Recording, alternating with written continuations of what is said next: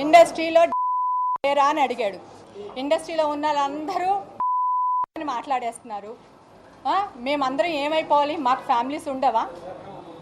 ఆవిడకే personal విషయాలు ఉంటాయా? Anchors కూడా వాళ్ళ పర్సనల్ విషయాలు ఎత్తకండి, వాళ్ళ పర్సనల్. మాకు పర్సనల్ ఉండదా? మేము పర్సనల్ మనుషులం కాదా? వెబ్ మీడియా వాళ్ళు మాకు మాఫింగ్ పెట్టేసి న్యూడ్ ఫోటోలు చేసి వాళ్ళు అమ్మేసుకుంటున్నారు. మేము న్యాయం కోసం ఎక్కడికి వెళ్ళాలండి? అంటే మేము ఆర్టిస్టులు అయిన పుణ్యానికి పాపానికి మా తల్లిదండ్రులు డాష్ అయిపోవాలా? మా హీరోల తల్లిదండ్రులు డాష్లు అయిపోవాలా?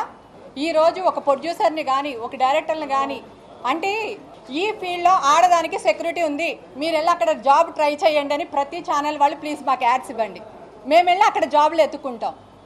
నడి రోడ్లో బస్ స్టాండ్ దగ్గర ఉంటే 1000 ఇస్తాం 2000 ఇస్తామని నడి రోడ్లో మగాడు అలాగే అడుగుతున్నాడు. ఇండస్ట్రీలో ఇక్కడ అలాగే జరుగుతుంది అంటున్నారు. బయట వేరే కంపెనీస్కి వెళ్తే అక్కడ అలాగే జరుగుతుంది. గవర్నమెంట్ ఆఫీసులో ఒక లేడీ మొన్న పోరాడింది. చలపతి బాబాయ్ ఒక్క మాట అంటే దులిపేసిన ఆడవాళ్ళు. మరి ఈరోజు ఈ అమ్మాయి ఇంత పెద్ద మాట మాట్లాడితే ఒక్క ఆడవాళ్ళు రారే? ఒక ప్రముఖ ఛానల్ వాడేమో